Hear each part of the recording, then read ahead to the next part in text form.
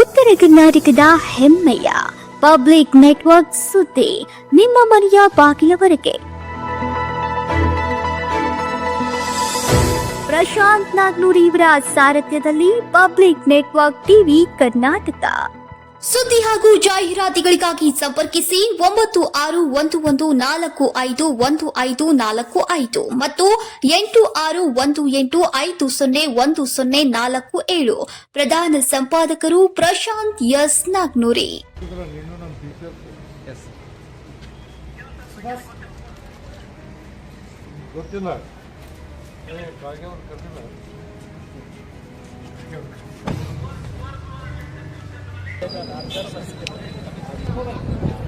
Sir ನೀವು ಅಲ್ಲಿರಿ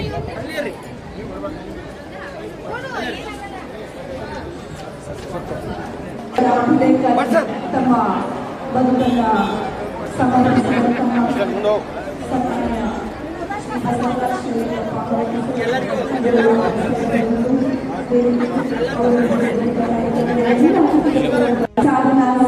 ಸಮಾವೇಶವಲ್ಲ ಇದು. ಆಗಮಿಸ್ತಾ ಇರುವಂತಹ ಎಲ್ಲ ಗಣ್ಯರನ್ನು ಕೂಡ ಬರಮಾಡಿಕೊಳ್ತಾ ಇದ್ದೇವೆ. ಈ ಒಂದು ಗೌರವ ಸಮರ್ಪಿಸುವಂತಹ ಇವತ್ತಿನ ಈ ಒಂದು ಅಪರೂಪದ ಕಾರ್ಯಕ್ರಮಕ್ಕೆ ನಾವು ಎಲ್ಲರೂ ಕೂಡ ಕೆಲವು ಕ್ಷಣಗಳಲ್ಲಿ ಸಾಕ್ಷಿಯಾಗ್ತಾ ಇದ್ದೀವಿ.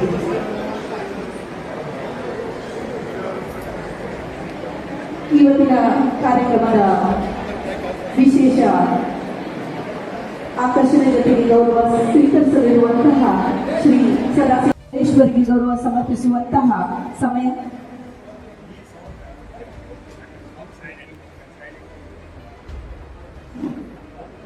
ನಮ್ಮ ಸಿರಿವಂತ ಸಂಸ್ಕೃತಿಯ ಪ್ರತೀಕವಾಗಿ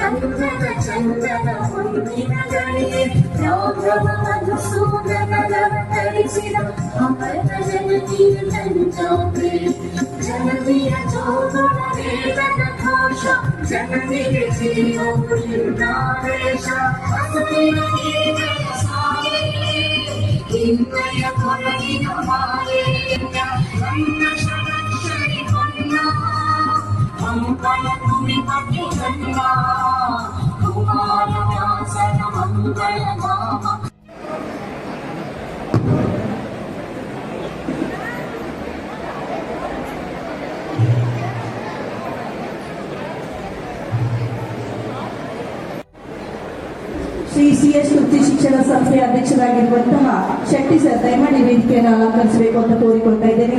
ಅದೇ ರೀತಿ ನಿಜಲಿಂಗೇಶ್ವರ ಶಿಕ್ಷಣ ಸಂಸ್ಥೆಯ ಉಪಾಧ್ಯಕ್ಷರು ಶ್ರೀ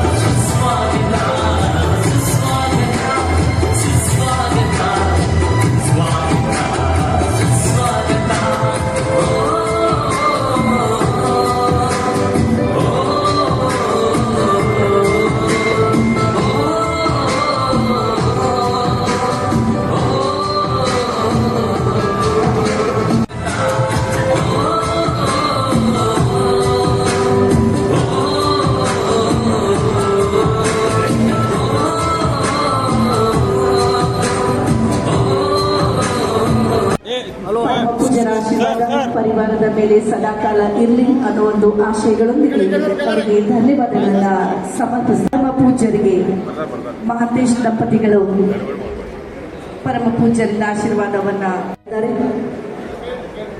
ಪರಮ ಪೂಜ್ಯರಿಗೆ ಧನ್ಯವಾದ ಅರ್ಪಿಸ್ತಾ ಇದ್ದೇವೆ.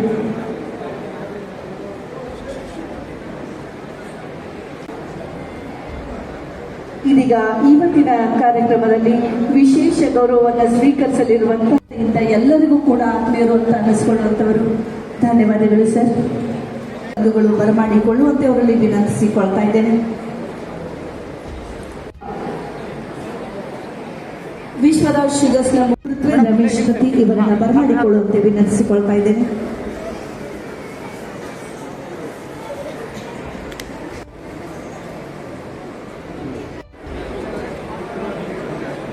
ಮುಂದಿನದಾಗಿ ಶ್ರೀಮತಿ ರೇವತಿ ಎಂ ಮಠದ್ ಮೇಡಮ್, ಜಿಲ್ಲಾ ಉಪಯೋಜನಾ ಸಮನ್ವಯಾಧಿಕಾರಿಗಳು, ಶೈಕ್ಷಣಿಕ ಜಿಲ್ಲೆ ಚಿಕ್ಕೋಡಿ ಇವರನ್ನ ಸ್ವಾಗತಿಸುವಂತೆ ಮಹಾದೇವಿ ಮಠಪತಿ ಹನುಮನವರ್ ಕ್ಷೇತ್ರ ಶಿಕ್ಷಣಾಧಿಕಾರಿಗಳು, ಕ್ಷೇತ್ರ ಸಮನ್ವಯಾಧಿಕಾರಿಗಳು ಹುಕ್ಕೇರಿ ಇವರನ್ನ ಸ್ವಾಗತಿಸಲಾಗ್ತಾ ಇದೆ. ಧನ್ಯವಾದಗಳು ಸರ್.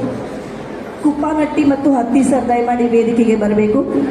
ಕುಪ್ಪಾನಟ್ಟಿ ಸರ್ ಮತ್ತು ಹತ್ತಿ ಸರ್ ದಯಮಾಡಿ ವೇದಿಕೆಗೆ ಬರಬೇಕು ಅಂತ ವಿನಂತಿಸಿಕೊಳ್ತಾ ಇದ್ದೇನೆ.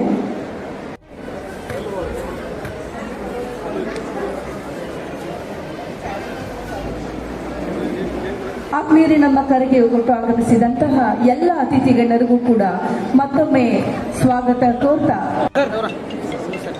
ಅದೇ ರೀತಿ ಶ್ರೀ ಮಹಾದೇವ ಬರಗಾವಿ ಸರ್ ಇವರನ್ನು ಕೂಡ ಬರಮಾಡಿಕೊಳ್ಳುವಂತೆ ವಿನಂತಿಸಿಕೊಳ್ತಾ ಇದ್ದೇನೆ. ಯಲಗಟ್ಟಿ ಸರ್ ಇವರು ಬರಮಾಡಿಕೊಳ್ಳುವಂತೆ ವಿನಂತಿ.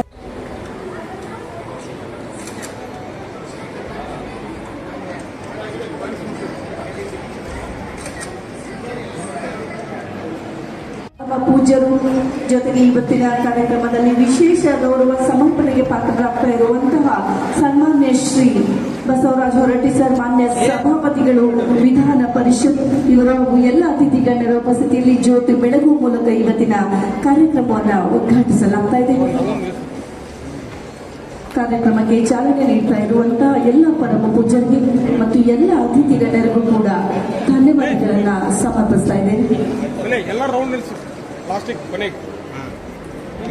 ಈ ಒಂದು ಜ್ಯೋತಿ ಜೊತೆಗೆ ಇವತ್ತಿನ ಈ ಒಂದು ಕಾರ್ಯಕ್ರಮ ಮತ್ತಷ್ಟು ಮಗದಷ್ಟು ಸಾಧನೆಗಳಿಗೆ ಒಂದು ಪ್ರೇರಣೆಯಾಗಲಿ ಅನ್ನುವಂತ ಒಂದು ಆಶಯಗಳೊಂದಿಗೆ ಧನ್ಯವಾದಗಳನ್ನ ಸಮರ್ಪಿಸ್ತಾ, ಇದೀಗ ಗುರುಬಸವ ಚೇತನ ಒಂದು ಗ್ರಂಥವಾಗಿದ್ದು ಅವರ ಬದುಕಿನ ಹಿನ್ನೋಟ ಜೊತೆಗೆ ಅವರ ಸಾರ್ಥಕ ಬದುಕಿಗೆ ಸಾಧನೆಗೆ ಒಂದು ಕೈಗನ್ನಡಿಯಾಗಿರುವಂತಹ ಗ್ರಂಥವನ್ನ ಲೋಕಾರ್ಪಣೆಗೊಳಿಸಿದಂತಹ ಎಲ್ಲ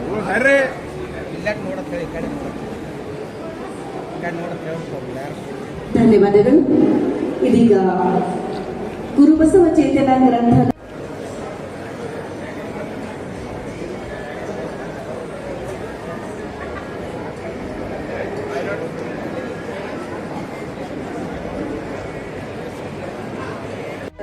ಮುಖ್ಯವಾದಂತಹ ಘಟ್ಟ. ಮಾನ್ಗಾವಿ ಸರ್ ಅವರು ದಯಮಾಡಿ ಬರಬೇಕು ಅಂತ ಮಾನ್ಯರೇ, ಕರ್ನಾಟಕ ರಾಜ್ಯ ತನ್ನದೇ ಆದ ಇತಿಹಾಸ ಪರಂಪರೆ ಹೊಂದಿದ ರಾಜ್ಯ.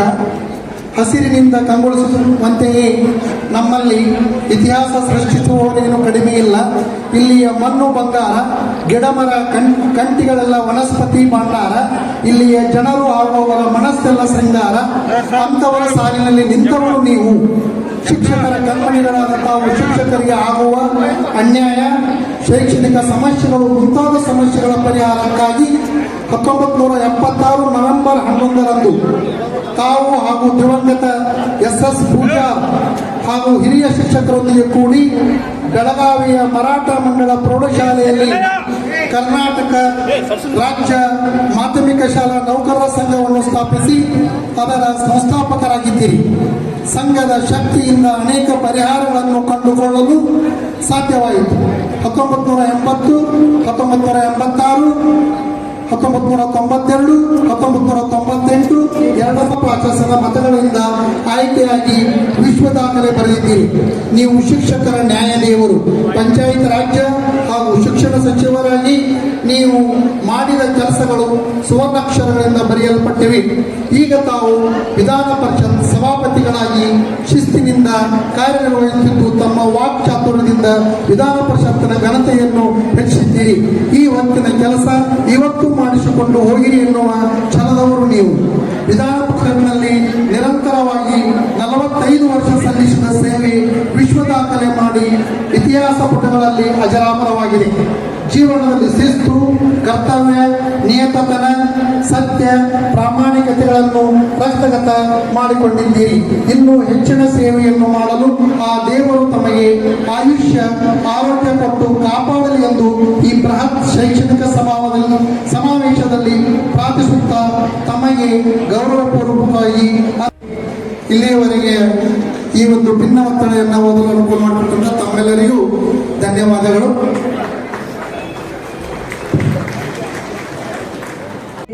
ಇದೀಗ ಶೈಕ್ಷಣಿಕ ಶೈಕ್ಷಣಿಕ ಕ್ಷೇತ್ರದಲ್ಲಿ ವಿಶಿಷ್ಟ ಸಾಧನೆಗಳನ್ನ ಮಾಡಿದಂತ ಎಂದು ಆರದ ದೀಪ ಎಂದು ಬೆಳಗುತ್ತಿರುವಂತಹ ಬೆಳಕು ಗುರುಗಳಿಗೆ ಶಿರವಾಗಿ ನಮಸ್ಕರಿಸ್ತಾ ಅವರಲ್ಲಿ ಗೌರವ ಸ್ವೀಕರಿಸ್ತಾ ಇರುವಂತಹ ಗುರುಗಳಲ್ಲಿ ನಾನು ಧನ್ಯವಾದಗಳನ್ನ ಅಭಿನಂದನೆಗಳನ್ನ ಸಲ್ಲಿಸ್ತಾ ಇರುವಂತಹ ಪ್ರೇರಣೆಯಾಗಿ ಮುಂಬರುವ ದಿನಗಳಲ್ಲಿ ಶಿಕ್ಷಕ ವೃತ್ತಿಯಲ್ಲಿ ಬರುವಂತಹ ಪ್ರತಿಯೊಬ್ಬರಿಗೂ ಕೂಡ ಈ ಒಂದು ಸಾಧನೆ ಮೈಲಿಗಲ್ಲಾಗ್ಲಿ ಪ್ರೇರಣೆಯಾಗ್ಲಿ ಅನ್ನುವಂತ ಒಂದು ಆಶಯದೊಂದಿಗೆ ತಮ್ಮ ಬದುಕಿನುದ್ದಕ್ಕೂ ಕೂಡ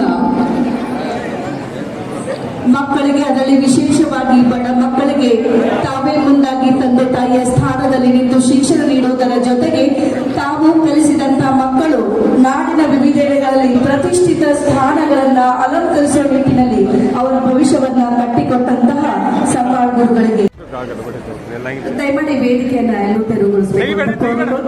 ಮುಂದಿನದಾಗಿ ಮಹಾವೀರ್ ನಿಲಜ್ಗಿ ಸರ್ ಇವತ್ತಿಗೊಳ್ತಾ ಇದ್ದೇನೆ. 125ಕ್ಕೂ ಹೆಚ್ಚು ಗ್ರಾಮಗಳಿಗೆ ಬೆಳಕನ್ನ ಕೊಡ್ತಾ ಇರುವಂತಹ ಸಂಘವಿದು. ಸರ್ಕಾರ ತತ್ವದಡಿ ನಡೀತಾ ಇರುವಂತಹ ಸಂಘ ಲಕ್ಷಾಂತರ ಕುಟುಂಬಗಳಿಗೆ ಬೆಳಕು. ಮಾಜಿ ಸಂಸದರು, ನಮ್ಮೆಲ್ಲರ ನಾಯಕರು ಕಳ್ಕೊಂಡಿರ್ತಾರೆ. ತಾಯಿ ತಂದೆಯನ್ನು ಹೊರಗಾಕುವಂಥ ಪ್ರವೃತ್ತಿ ಇದೆ. ಇಂಥ ಎಲ್ಲ ಅನಿಷ್ಟ ಪದ್ಧತಿಯಲ್ಲಿ ಸಹಿತ ಇವತ್ತಿಬ್ಬರು ಸಂಬಾಳ ಹಿರೇಮಠವರು ಒಂದು ವೇದಿಕೆ ಮೇಲೆ ಸತ್ಕಾರವನ್ನು ಪಡಿತಾರಲ್ಲ, ಅದಕ್ಕೆಲ್ಲ ನನಗೆ ಭಾಳ ಹೆಮ್ಮೆ ಮತ್ತು ಅಭಿಮಾನ ಮತ್ತು ಗೌರವ ಅನಿಸಿದೆ. ಅದಕ್ಕೆ ನಿಮ್ಮೆಲ್ಲರ ಪರವಾಗಿ ಅವ್ರ ಕುಟುಂಬದ ವರ್ಗದವ್ರಿಗೆ ನಾನು ಅಭಿನಂದನೆ ಸಲ್ಲಿಸ್ತೀನಿ. ಅವ್ರ ಮೊಮ್ಮಕ್ಕಳು ಮಾತಾಡಿದರು, ಅವ್ರ ಸೊಸಿ ಮಾತಾಡಿದರು, ಅವ್ರ ಮಗ ಮಾತಾಡಿದ. ಇದು ಏನಂದ್ರೆ ಇವತ್ತಿನ ದಿನಮಾನ ನಿಮಗೆ ಇನ್ನೊಬ್ಬರಿಗೆ ಮಾದರಿಯಾದಂಥ ಕಾರ್ಯಕ್ರಮ ಅಂತೇಳಿ ನನಗನ್ನಿಸಿದೆ. ಯಾವಾಗಲಾದರೂ ನಾವು ನೋಡ್ತೀವಿ, ಇವತ್ತು ತಂದೆ ತಾಯಿಗಳನ್ನು ಎಷ್ಟು ಜನ ಪ್ರಾಮಾಣಿಕವಾಗಿ ನೋಡ್ತಾರೆ ಅನ್ನೋದನ್ನು ನಾವು ಭಾಳ ಕಷ್ಟದ ಕಾಲದಲ್ಲಿ ನೋಡಬೇಕಾಗ್ತದೆ. ಈ ಒಂದು 4-5 ದಿವಸದಿಂದ ಒಂದು ಪೇಪರ್ ಒಂದು ಇದೆ, ಬೆಳಗಾವಿ ಕಾಣ್ತಿದೆ, ಅದು ಪೇಪರ್ ಬಂದಿದೆ. ಯಾರೋ ತಂದೆ ತಾಯಿನ ನೋಡಿದ ಹೊರಗೆ ಹಾಕಿದಾಗ ಕೋರ್ಟ್ ಅವ್ರಿಗೆ ಆರ್ಡರ್ ಮಾಡಿರ್ತೀವಿ, ಜಿಲ್ಲಾಧಿಕಾರಿಗಳು ಇವರನ್ನ ಕರೆಸಿ ಅವ್ರ ತಂದೆ ತಾಯಿಗಳಿಗೆ ಸಂಪೂರ್ಣವಾದಂಥ ರಕ್ಷಣೆ ಮತ್ತು ಅವರಿಗೆಲ್ಲ ವ್ಯವಸ್ಥೆ ಮಾಡಬೇಕು ಅನ್ನೋಂಥ ಒಂದು ಕೋರ್ಟ್ ಆರ್ಡರು ಇವತ್ತು 15-20 ದಿವಸದಿಂದ ಆಗಿದೆ.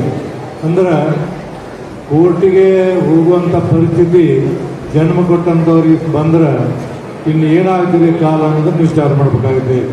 ಈ ಹಿನ್ನೆಲೆಯಲ್ಲಿ ಇವತ್ತು ನಾನು ಹೇಳಿದೆ, ನಾನು ಒಂದು ನಮ್ಮ ತಾಯಿಯವರ ಹೆಸರಿಂದ ಅವ್ವ ಸೇವಾ ಟ್ರಸ್ಟ್ ಅಂತ ಪ್ರಾರಂಭ ಮಾಡಿದ್ದೀನಿ. ಭಾಳ ಮಂದಿ ಈ ರಾಜ್ಯದಲ್ಲಿ ಅವ್ವ ಸೇವಾ ಟ್ರಸ್ಟಿನ ಮುಖಾಂತರ ಅನೇಕ ಪ್ರಶಸ್ತಿಯನ್ನು ಪಡ್ಕೊಂಡಾರ. ಆ ಪ್ರಶಸ್ತಿಯನ್ನು ನಾವು ಡಿಸೆಂಬರಲ್ಲಿ ಕೊಡ್ತೀವಿ. ನಾವು ಕಮಿಟಿ ಮಾಡಿರ್ತೀವಿ, ಕಮಿಟಿ ಅವ್ರು ಏನು ರೆಕಮೆಂಡ್ ಮಾಡ್ತಾರೆ ಅವೆಲ್ಲ ನಾವು ಪ್ರಶಸ್ತಿಯನ್ನು ಕೊಡ್ತೀವಿ. ನಾನು ಒಂದು ನನ್ನ ಅನುಭವವನ್ನು ಹೇಳಬೇಕಂದ್ರೆ, ಚಿಕ್ಕವನಿದ್ದಾಗ ನಾನು ನಮ್ಮ ತಂದೆಯವ್ರನ್ನ ಕಳ್ಕೊಂಡೆ. ತಾಯಿನ ಎಲ್ಲವನ್ನ ನಮ್ಮನ್ನು ಬೆಳೆಸಿ ಭಾಳ ಕಷ್ಟಪಟ್ಟು ಡಿಗ್ರಿ ಮಾಡಿಸಿ ಓದಿಸಿ ಎಲ್ಲವನ್ನು ಮಾಡಿದರು. ಮಾಡಿದ ಕೂಡ ನಾನು ಆಕಸ್ಮಿಕವಾಗಿ MLC ಆದೆ, ಆಮೇಲೆ ಮಂತ್ರಿ ಆದೆ. ಮಂತ್ರಿ ಆದಾಗ ನನ್ನ ತಾಯಿಯವ್ರಿಗೆ ವಯಸ್ಸು ಭಾಳ ಆಗಿತ್ತು, 80 ವರ್ಷ ಆಗಿತ್ತು. ಶಿಕ್ಷಣ ಮಂತ್ರಿ ಮತ್ತು ಕಾನೂನು ಮಂತ್ರಿ ಆಗಿದ್ದೆ. ಸಮಯ ಸಿಗ್ತಿದ್ದಿಲ್ಲ. ಮೊದಲೆಲ್ಲ ಅವರು ಕೂಡ ಭಾಳಷ್ಟು ಕುತ್ಕೊಂಡು ಮಾತುಕತೆ ಮಾತಾಡ್ತೀವಿ, 15 ವಾರಕ್ಕೊಮ್ಮೆ ಅವ್ರು ಕೂಡ ಇರ್ತಿದೆ. ಅದಾಗಲಿಲ್ಲ. ಕೊನೆಗೆ ನಾ ಈ ಮಂತ್ರಿ ಆದಾಗ ಭಾಳ ಒತ್ತಡ ಇರೋದ್ರಿಂದ ಅವ್ರು ಭೇಟಿ ಆಗೋದು ಭಾಳ ಕಡಿಮೆ ಆಗಿತ್ತು. ಯಾಕಿಲ್ಲ ಅಂತಂದ್ರೆ ಹೊಟ್ಟೆ ಹಸದಾಗ ನೀವು ಯಾರ ಮಾತು ಕೇಳೋದಿಲ್ಲ ಅನ್ನುವ ಭರವಸೆಯೂ ನನಗದ. ಆದ್ರೂ 1-2 ಮಾತುಗಳನ್ನು ಹೇಳ್ತೀವಿ, ಸಮಾಧಾನವಾಗಿ ಕೂತ್ಕೋಬೇಕು. ಇಲ್ಲಿ ಮಾತಾಡುವಾಗ ಒಬ್ಬ ವಿದ್ಯಾರ್ಥಿ ಒಂದು ಮಾತು ಹೇಳಿದ, ನಾವೆಲ್ಲ ಕೂಡಲ ಸಂಗಮಕ್ಕೆ ಹೋಗ್ತೀವಿ, ಕೂಡಲ ಸಂಗಮಕ್ಕೆ. ಆದ್ರೆ ಕೂಡಲೇ ಸಂಗಮ ಆಗುವ ಪ್ರವೃತ್ತಿ ನಮಗಿಲ್ಲ. ಆದ್ರೆ ಇವತ್ತು ಒಂದು ಅದ್ಭುತವಾದ ಕೂಡಲ ಸಂಗಮ ಆಗಿದೆ ಅನ್ನೋ ಮಾತನ್ನ ಹೇಳಿದಲ್ಲ, ನಾವೆಲ್ಲರೂ ಕೂಡ ಒಂದು ಜೋರು ಚಪ್ಪಾಳೆ ತಟ್ಟಿ ಆ ಮಾತಿಗೆ ಅಭಿನಂದಿಸಬೇಕು. ಬಸವರಾಜ ಹೊರಟ್ಟಿಯವರು ಸಭಾಪತಿಗಳಾಗಿ ಇವತ್ತು ಈ ಕಾರ್ಯಕ್ರಮಕ್ಕೆ ಬಂದಿದ್ದಾರೆ ಅಂತಂದ್ರೆ ಒಂದು ಮಾತು ಹೇಳಿದ್ರು ಅವರು, ನಾನು 45 ವರ್ಷಗಳ ಸುದೀರ್ಘ ಸೇವೆ ಸಲ್ಲಿಸಿನಿ ಅಂತಲ್ಲ, ನನಗೆ ಮತ್ತು ಸದಾಶಿವಯ್ಯ ಸಂಬಾಳ ಅವ್ರಿಗಿರುವಂತಹ ಒಂದು ಅವಿನಾಭಾವ ಸಂಬಂಧ ಹೇಗೆ ಅಂತಂದ್ರೆ 1976ರಿಂದ ನೆನಪಲ್ಲಿಟ್ಕೊಳ್ಳಿ, ಆಗ ನಾವು ಹುಟ್ಟಿ 6 ವರ್ಷ ಆಗಿತ್ತು. ಅವರು 1976ರಿಂದ ಇವತ್ತಿನವರೆಗೂ ಸಂಬಾಳ ಸರ್ ಜೊತೆ ಅವಿನಾಭಾವ ಸಂಬಂಧದ ಸ್ನೇಹ ಸಂಬಂಧದ ಅಂದ್ರಲ್ಲ, ಇದು ಬಹಳ ಮುಖ್ಯವಾಗಿರುವಂತದ್ದು. ಬಹುಶಃ ಇವತ್ತು ಅದು ಒಂದು ಮಾಡಬಹುದಾಗಿತ್ತು ಅನ್ನೋ ಗೊತ್ತಿಲ್ಲ.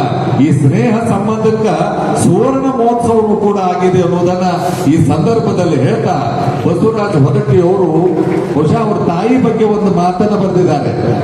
ಸದಾ ಕಾಯುವ ಮತ್ತು ಕಾಡುವ ಅವ್ವ ಅಂತ ಹೇಳಿ. ಸದಾ ಕಾಯುವ ಮತ್ತು ಕಾಡುವ ಅವ್ವ. ಬಹುಶಃ ತಾಯಿ ಬಗ್ಗೆ ನಾವು ಬಹಳ ಅಗಾಧವಾಗಿ ಮಾತಾಡ್ತೇವೆ. ಪ್ರಣವ ಪಂಚಾಕ್ಷರಿ ಮಂತ್ರ ಬಲುಶ್ರೇಷ್ಠ ಎನ್ನುವರು ಶಿವಭಕ್ತರು, ಶ್ರೀರಾಮ ಮಂತ್ರ ಬಲುಶ್ರೇಷ್ಠ ಎನ್ನುವರು ರಾಮ ಭಕ್ತರು, ಅಲ್ಲಾನೆ ಜಗದಲ್ಲಿ ಮೇಲು ಎನ್ನುವರು ಇಸ್ಲಾಂ ಧರ್ಮೀಯರು, ಯೇಸುವಿನಿಗಿಂತ ಮತ್ತೊಂದು ದೇವರಿಲ್ಲ ಎನ್ನುವರು ಕ್ರೈಸ್ತ ಧರ್ಮೀಯರು. ಆ ಮಂತ್ರ ಶ್ರೇಷ್ಠ, ಈ ದೇವರು ಶ್ರೇಷ್ಠ ಎಂಬ ಗೊಂದಲದಲ್ಲಿ ಸಿಲುಕಿಯನಯ್ಯ ಹುಕ್ಕೇರೀಶ. ತಾಯಿ ಪೇಳುವಳು ಪ್ರೇಮಕ್ಕಿಂತ ಮಿಗಿಲಾದ ಮಂತ್ರ, ಪ್ರೇಮಕ್ಕಿಂತ ಮಿಗಿಲಾದ ದೇವರು ಮತ್ತೊಂದಿಲ್ಲ ಎಂದು. ಬಹುಶಃ ಪ್ರೇಮ ಮಂತ್ರವನ್ನ ಬೋಧಿಸಿರುವ ಗುರು, ಜಗದ್ಗುರು, ವಿಶ್ವಗುರು ಯಾರಾದ್ರೂ ಇದ್ರೆ ಅವಳ ತಾಯಿ. ಅದಕ್ಕೆ ಅವರ ಸಭಾಪತಿಗಳು ಅನ್ನೋಕ್ಕಿಂತ ಹೆಚ್ಚಾಗಿ ತಾಯಿಯನ್ನ ಗೌರವಿಸುವ ಕನ್ನಡದ ಸುಪುತ್ರ ಅಂತ ಹೇಳಿ ಈ ಸಂದರ್ಭದಲ್ಲಿ ಒಮ್ಮೆ ಅಭಿನಂದಿಸಬೇಕು ಅನ್ನೋ ಮಾತನ್ನ ಈ ಸಂದರ್ಭದಲ್ಲಿ ಹೇಳ್ತಾ, ಈಗ ಅವರಿಗೆ 45 ವರ್ಷ, ಇನ್ನು 48 ವರ್ಷನೂ ಅವರ ಸಭಾಪತಿಗಳಾಗಿ ಮುಂದುವರಿತಾರೆ. ಜೊತೆಗೆ ಅವರು ಮಾಡುವ ಕಾರ್ಯ, ಅವರಿಗೆ ಪ್ಲೀಸ್ ಮಾಡುವ ಪ್ರವೃತ್ತಿ ಕಡಿಮೆ. ನನಗೆ ಹೆಂಗಾಗಿತ್ತು ಅಂತಂದ್ರೆ, ಇಲ್ಲಿ ಮಕ್ಕಳು ಕೂತ್ಕೊಂಡ್ರೆ ಬಾಬುಗಳ ಅವ್ರು ಹೊಟ್ಟೆ ಹಸ್ತದ ಬಿಡಿಸ್ರಿ ಏನವರು ಅಂದ್ರೆ ಅವರ ಹಸಿವಿನ ಬಗ್ಗೆನೂ ಕಾಳಜಿ. ಜೊತೆಗೆ ಇನ್ನೊಂದು ಹೇಳ್ತೇನೆ ನಿಮಗ, ಇಲ್ಲೊಂದು ಎದುರು ಮಾಡಿದಾರೆ ಅವರು ಶಿಕ್ಷಕರಿಂದ ಸಭಾಪತಿ. ಬಹುಶಃ ತಾಯಿ ನಂತರದಲ್ಲಿ 2ನೇ ಸ್ಥಾನವನ್ನು ಕೊಟ್ಟಿರ್ತಕ್ಕಂಥದ್ದು ಯಾರಿಗೆ ಅಂತಂದ್ರ ನಿಮ್ಮೆಲ್ಲ ಶಿಕ್ಷಕರಿಗೆ ಅನ್ನೋದನ್ನ ಅಭಿಮಾನ ಪೂರ್ವಕವಾಗಿ ಹೇಳಬೇಕು. ಅದಕ್ಕೆ ನಮ್ಮ ಊರಲ್ಲಿ ಅವರಿಗೆ 45 ವರ್ಷ ಇದೇನು ವಿಧಾನ ಪರಿಷತ್ ಸದಸ್ಯರಾಗಿ, ಮಂತ್ರಿಗಳಾಗಿ, ಸಭಾಪತಿಗಳಾಗಿ ಕಾರ್ಯನಿರ್ವಹಿಸಿ ಅಭಿನಂದಿಸುವ ಕೆಲಸ ಸಂಬಾಳ್ ಬಂಧುಗಳು ಮಾಡಿದಾರಲ್ಲ, ಒಮ್ಮೆ ಜೋರ ಚಪ್ಪಾಳಿ ತಟ್ಟುವುದರ ಮುಖಾಂತರ ಅಭಿನಂದಿಸಿ ಅನ್ನೋ ಮಾತನ್ನ ಹೇಳ್ತಾ, ಜೊತೆಗೆ ಸದಾಶಿವಯ್ಯ ಹಿರಿಯ ಸಂಬಾಳ್ ಸರ್ ಅವರು ರಾಜ್ಯ ಹಾಗೂ ರಾಷ್ಟ್ರ ಪ್ರಶಸ್ತಿ ವಿಜೇತರು, 75 ವರ್ಷ. ಬಹುಶಃ ಅವ್ರಿಗೆ ಅನಸಂಗಿಲ್ಲ, ಇನ್ನು 20 ರಂಗದ ಅದಾರ ಅವರು. ಯಾಕದಾರ ಅಂತ ಅವ್ರು ಹೇಳಿದ್ರಲ್ಲ, ಒಲಿ ಚೆನ್ನಾಗಿತ್ತು ಅಂತಂದ್ರೆ ತಿಳಿ ಚೆನ್ನಾಗಿರ್ತದ ಅಂತ ಹೇಳಿ ನಿಮ್ಮ ಹಿಂದೆ ಅವ್ರು ನಿಂತುಕೊಂಡು ಕಾರ್ಯವನ್ನ ಮಾಡ್ತಾ ಇದ್ದಾರೆ. ಯಾವಾಗಲೂ ಕ್ರಿಯಾಶೀಲತೆ ಇರ್ತದ. ನೆನಪಲ್ಲಿಟ್ಕೊಳ್ಳಿ, ಯಾವ ಮನುಷ್ಯನಲ್ಲಿ ಕ್ರಿಯಾಶೀಲತೆ ಇರ್ತದಂದ್ರ ಯಾವ ಮನುಷ್ಯನಲ್ಲಿ ದ್ವೇಷ ಇರಂಗಿಲ್ಲ, ಯಾವ ಮನುಷ್ಯನಲ್ಲಿ ಅಸೂಯೆ ಇರಂಗಿಲ್ಲ, ಅವನಲ್ಲಿ ಯಾವಾಗೂ ಕ್ರಿಯಾಶೀಲತೆ ಇರ್ತದೆ. ಆ ನಿಟ್ಟಿನಲ್ಲಿ ನೀವು ಶತಾಯುಷಗಳಾಗ್ರಿ ಅಂತ ಹೇಳಿ ಹಾರೈಸ್ತಾ, ನಮ್ಮ ಸದಾಶಿವಯ್ಯ ಸಂಬಾಳ್ ಸರ್ ಇವರಿಗೆ ಕೇವಲ ಅಣ್ಣನಾಗಿ ಅಷ್ಟೇ ಅಲ್ಲ, ತಂದೆಯ ಸ್ಥಾನದಲ್ಲಿ ನಿಂತುಕೊಂಡಿರ್ತಕ್ಕಂಥ ಶ್ರೀಶೈಲಯ್ಯ ಹಿರಿಯ ಸಂಬಾಳ ಇವರಿಗೆ 80 ವರ್ಷ. ಅಂದ್ರೆ ಬಹುಶಃ ನಾವು ನೋಡಿದ್ರೆ ಇಷ್ಟು ಖುಷಿ ಆಗ್ತದಲ್ಲ, ಇಬ್ಬರು ಜೋಡಿಗಳನ್ನು ನೋಡಿದಾಗ. ಬಹುಶಃ ಅವರ ಶಶಿ ಮಾತಾಡಿದ್ರು, ಶಶಿ ಅವರು ಮಾತಾಡಿದ್ರು, ಸ್ವಸ್ಥ್ಯಾರ ಮಾತಾಡೋದಷ್ಟು ಸುಲಭಲ್ಲ, ಆದ್ರೆ ಸ್ವಸ್ಥ್ಯಾರ ನಿಮ್ಮ ಬಗ್ಗೆ ಮಾತಾಡ್ಯಾರ ಅಂದ್ರೆ ನೀವು ಹೆಮ್ಮೆ ಪಡ್ಬೇಕು. ನಮಗ್ ಬರೇ ಕೇವಲ ಅವ್ರ ಮಾವ ಆಗಿರ್ಲಿಲ್ಲ, ಅವ್ರ ಅತ್ತೆ ಆಗಿರ್ಲಿಲ್ಲ, ಅವರ ನಮಗೆ ಅವ್ವ ಅಪ್ಪ ಆಗಿ ನಮ್ಮನ್ನು ರಕ್ಷಣೆ ಮಾಡಿ ಅಂತ ಹೇಳಿದಾರಲ್ಲ, ಅದಕ್ಕಿಂತ ಹೆಚ್ಚೇನು ಬೇಕಾಗಿಲ್ಲ ಅನ್ನೋ ಮಾತನ್ನ ಹೇಳ್ತಾ ನಿಮಗೆಲ್ಲರಿಗೂ ಶುಭವನ್ನು ಕೋರಿ ಇವತ್ತೊಂದು ಅದ್ಭುತವಾದ ಗಳಿಗೆ. ಬಹುಶಃ ನಿಮ್ಗೆ ಗೊತ್ತಿರ್ಲಿ, AB ಪಾಟೀಲ್ರು ಮತ್ತು ಬಸವರಾಜ ಹೊರಟ್ಟಿ ಅವರು ಕೂತ್ಕೊಂಡಿದ್ರು. ಬಂದ ಕೂಡಲೇ ಬಾಂಧ್ಯಪ್ಪ ಗೌಡ ದೇವ್ರಣ್ಣವರು ಈಗ ಬಂದೇನೋ ಬಸವರಾಜ ದೇವ್ರ ಅಂದ ಕೂಡಲೇ AB ಪಾಟೀಲ್ ಒಂದು ಮಾತು ಹೇಳಿದ್ರಿ, ಹಿಂಗ ಇದೇ ಕೈ ಮಾಡಿ ನೀವೇನದಾನಲ್ಲ ಇವ ಎಲ್ಲಾ ಕಾರ್ಯಕ್ರಮ ತಪ್ಪಿಸ್ತಾನೆ, ಕರೆ ಶಿಕ್ಷಕರ ಕಾರ್ಯಕ್ರಮ ತಪ್ಪಿಸಂಗಿಲ್ಲ ಅನ್ನೋ ಮಾತನ್ನ ಹೃದಯ ತುಂಬಿ ಅವ್ರು AB ಪಾಟೀಲ್ ಮಾತಾಡಿದ್ರು. ಹೌದು, ಅವರಿಂದ ನಾ ಬಂದೀನಿ, ಅದಕ್ಕೆ ನಾ ಬರ್ತೀನಿ ಅಂತ ಹೇಳುವಾಗ ನನ್ಗೆ ಇಷ್ಟು ಖುಷಿ ಆಗ್ತಾ ಇತ್ತಲ್ಲ. ಯಾರು ನಾವು ಬಹಳಷ್ಟು ಜನ ಯಾರಿಂದ ಬಂದಿರ್ತೀವಿ ಅನ್ನೋದ ಮರ್ತು ಬಿಡ್ತಾರೆ, ಯಾರಿಂದ ಬಂದಿರ್ತೀವಿ ಅನ್ನೋದ ಮರ್ತು ಬಿಡ್ತಾರೆ, ಅವರಿಗೆ ಬದುಕಿರಂಗಿಲ್ಲ. ಇವರಿಂದ ನಾವು ಬಂದೀವಿ ಅಂತ ಹೇಳಿ ಮುಂದೆ ಹೋಗ್ತಾರಲ್ಲ, ಅವರಿಗೆ ಬದುಕಿರ್ತದೆ ಅನ್ನೋದಕ್ಕೆ ಉದಾಹರಣೆ ಬಸವರಾಜ ಹೊರಟ್ಟಿಯವರು ಅನ್ನೋ ಮಾತನ್ನ ಹೇಳ್ತಾ ನಿಮಗೆಲ್ಲರಿಗೂ ಶುಭವನ್ನ ಕೋರಿ ನನ್ನ ಮಾತಿಗೆ ವಿರಾಮ ಕೊಡ್ತಾ ಇದ್ದೇನೆ. ಜೈ ಗುರುಷಾ. ಅವ್ರು ಎಂತಕ ಹೋದ್ರು ಅಂದ್ರೆ SSLC ತನಕನೂ ಹೋದ್ರು. ಆ SSLC ತನಕ ಓದಿದ ಒಬ್ಬ ಮಕ್ಕಳಲ್ಲಿ ಆ ತಾಯಿ ಹೇಳಿದಂತ ಬೆಳಕಿನಲ್ಲಿ ಓದಿದಂತ ಒಬ್ಬ ಮಗ ಯಾರು ಅಂದ್ರೆ ಕಂಬಳಿ ಸಿದ್ದಪ್ಪನವರು ಅನ್ನೋರು ಆ ಬೆಳಕಿನಲ್ಲಿ ಓದ್ದವರು. ನೋಡ್ರಿ, ಒಬ್ಬ ತಾಯಿ ಒಂದು ಹೇಳಿದ ಮಾತನ್ನ ಅವನು ಪಾಲಿಸಿದ್ದಕ್ಕೆ 10 ಮಕ್ಕಳು ಆಗ್ತಕ್ಕಂಥ ಒಂದು ವ್ಯವಸ್ಥೆ ಬಂತು. ಈ ವ್ಯವಸ್ಥೆನೇ ಇವತ್ತು ಹೊರಟ್ಟಿಯವರು ಎಷ್ಟು ಯಾಕೆ ಮುಂದೆ ಬಂದರು ಅಂತ ಹೇಳಿದ್ರೆ ಅವ್ರ ತಾಯಿ ತಂದೆನೇ ಕಾರಣ ಅದಕ್ಕೆಲ್ಲ. ಅಷ್ಟು ನಿಮಗೆಲ್ಲೊಂದು ಒಂದು ಮಾತನ್ನ ಹಾಕಿದ್ದಾರೆ, ಬಹಳ ತುಂಬಾ ಚೆನ್ನಾಗಿ ಒಂದು ಇದನ್ನ ಹಾಕಿದ್ದಾರೆ. ಅವರು ಏನ್ ಹಾಕಿದ್ದಾರೆ, ಅವರ ತಂದೆ ಶಿಕ್ಷಕರು, ಶಿವಲಿಂಗಪ್ಪ ಅವರ ತಂದೆ ಶಿಕ್ಷಕರು. ಸೈಕಲ್ ಮೇಲೆ ಅವ್ರ ಊರಿಂದ ಇದಕ್ಕೆ ಮುದೋಳಕ್ಕೆ ಹೋಗಿ ಬರ್ತಿದ್ರು. ಅವರು ಮುದೋಳಕ್ಕೆ ಹೋಗಿ ಬರ್ತಾ ಇರಬೇಕಾದ್ರೆ 2 ಮಕ್ಕಳಿಗೆ ಆರ್ಥಿಕವಾಗಿ ತೊಂದರೆ ಆದಾಗ ತಮ್ಮ ಒಂದು ಪಗಾರದಲ್ಲಿ ಸಹಕಾರವನ್ನ ಕೊಟ್ಟಿರ್ತಾರೆ. ನೋಡ್ರಿ, ಅವ್ರ ಶಿಕ್ಷಕರು ಅವ್ರಿಗೆ ಪಗಾರ ಕಡಿಮೆ, ಮನೆಯಲ್ಲಿ ಇವರೆಲ್ಲ ಮಕ್ಕಳು ಇವ್ರನ್ನೆಲ್ಲ ಕಾಳಜಿ ಮಾಡಿಕೊಂಡು ಏನೋ ಬಡ ಮಕ್ಕಳನ್ನ 2 ಸಾಕಿರ್ತಾರೆ. ಯಾರೋ ಒಬ್ಬ ಹುಡುಗ ಮತ್ತೆ ಬರ್ತಾರೆ, 3ನೇ ಒಬ್ಬ ಬರ್ತಾನೆ, ಇಲ್ಲ ಹಿಂಗಾಗಿದೆ ನನಗೂ ಸ್ವಲ್ಪ ಸಹಾಯ ಮಾಡ್ರಿ ಅಂತ ಹೇಳ್ತಾನೆ. ಹೇಳಿದಾಗ ಆಯ್ತಪ್ಪ ನಾನು ನಾಳೆಗೆ ಬಂದನಿಗೆ ಏನಾದ್ರು ನೋಡ್ತೀನಿ ಕೊಡ್ತೀನಿ ಅಂತ ಹೇಳಿ ಬರ್ತಾನೆ. ಮನೆಗೆ ಬಂದಾಗ ಅವ್ರ ಒಳಗೆ ಕಹಿ ಸಿಹಿ ತುಡಿತಾ ಇರ್ತದೆ. ಆ ಹುಡುಗನಿಗೆ ಏನೂ ಕೊಡ್ಲಿಲ್ಲ, ಏನೂ ಮಾಡಲಿಲ್ಲ ತುಡಿತಾ ಇರ್ತದೆ. ಆ ತುಡಿತವನ್ನ ಇಟ್ಟುಕೊಂಡು ಊಟಕ್ಕೆ ಕೂತಾಗ 2 ದಿವಸ ಆಗಿರ್ತದೆ. ಅವ್ರ ಮನೆಯವರು ಕೇಳ್ತಾರೆ, ಯಾಕೋ ಅದು 2 ದಿವಸ ಒಂದು ನಮೂನಿ ಇದಿರಲ್ಲ, ಯಾಕಿದ್ದೀರಿ ಅಂತ ಕೇಳಿದಾಗ, ಇಲ್ಲ ಹುಡುಗನಿಗೆ ಸ್ವಲ್ಪ ಸಹಕಾರ ಕೊಡಬೇಕಾಗಿತ್ತು, 2 ಮಕ್ಕಳಿಗೆ ಕೊಟ್ಟು ಇವನಿಗೆ ಕೊಡೋದಾಗಲಿಲ್ಲ ನನಗೆ.